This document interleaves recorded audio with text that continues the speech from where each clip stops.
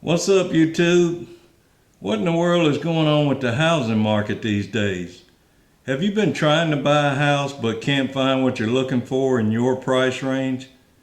Have you made an offer on a house or houses only to be outbid by someone willing to pay more? Or perhaps you looked at a house yesterday and decided to sleep on it before making an offer, only to wake up the next day and find out it was now under contract, and probably for more than you felt the house was worth. What about you sellers? You're probably elated right now if you're selling a home, but you may face a grim reality if you have to find a replacement. There's a lot to consider whether you're buying or selling.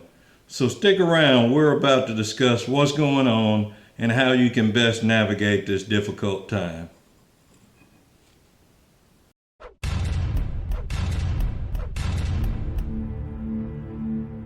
Let's look a little closer at what's happening now and what's possibly on the horizon so that you can make a more informed decision.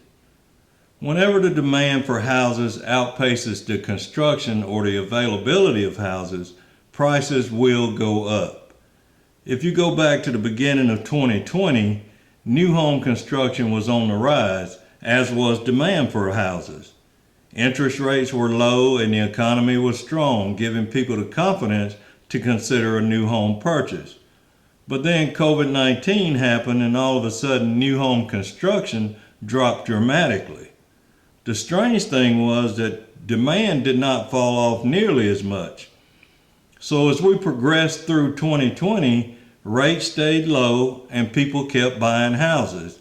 But because new homes were not being built as fast as before COVID, an already low inventory became even more depleted. This set off a bidding war for existing inventory. In a video I did on real estate investing late last year, I talked about two properties that I sold last year. Both properties were under contract within 1 week of being listed. And yes, I walked away with a very nice profit at closing. And even though construction has picked up since then, it still takes roughly 7 months on average to build a new home.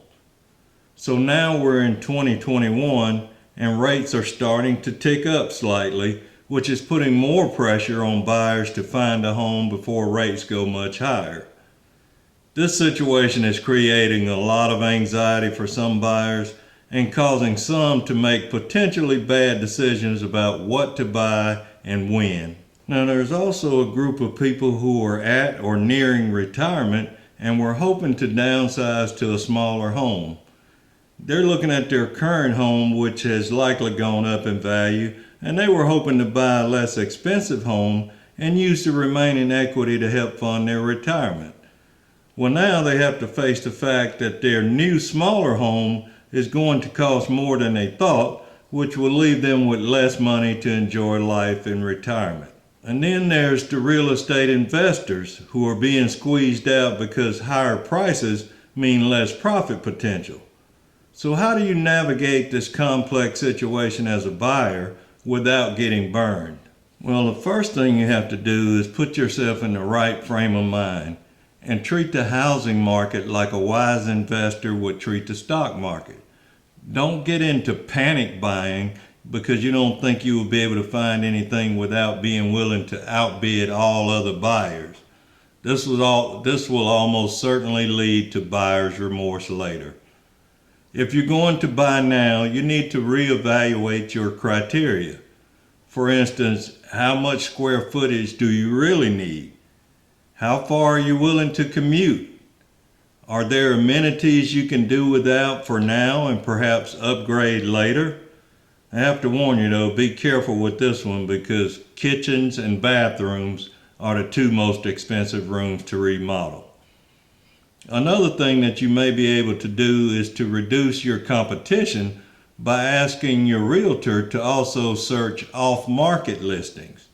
Just be aware that the rule changes in 2020 reduced the amount of these private listings for agents and brokers. However, the new rules do not apply to sites like Zillow, which has listings for coming soon and for sale by owner and iBuyer. And as crazy as it might sound, don't forget about Craigslist. People who are trying to save on commission costs will often use these other sites. If you don't have to buy now, then your best strategy might be to be patient.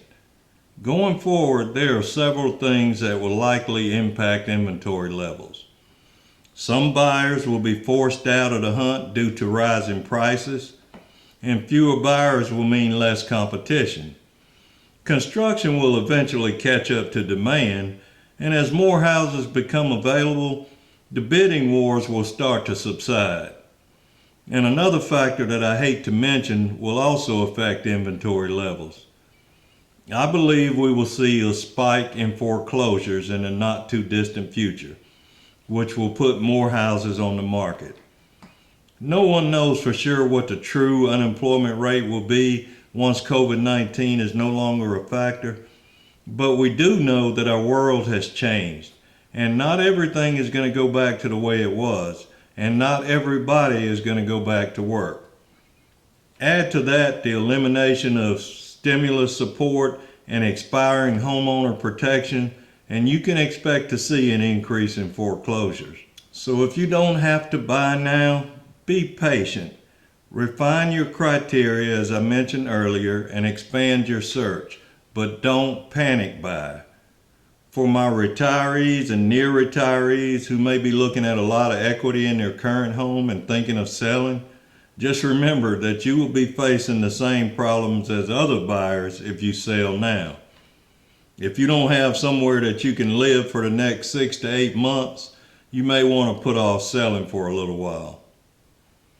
If you're an investor or thinking of investing in real estate, the current market conditions are more suitable to buying and flipping than it is to buying for passive income. Buy something that you can fix up and sell for a profit while the market is hot. The bottom line is that the housing market is a lot like the stock market. It goes through cycles and it can be risky. Understanding as much as you can about both markets will help you be a better investor and a more informed buyer or seller.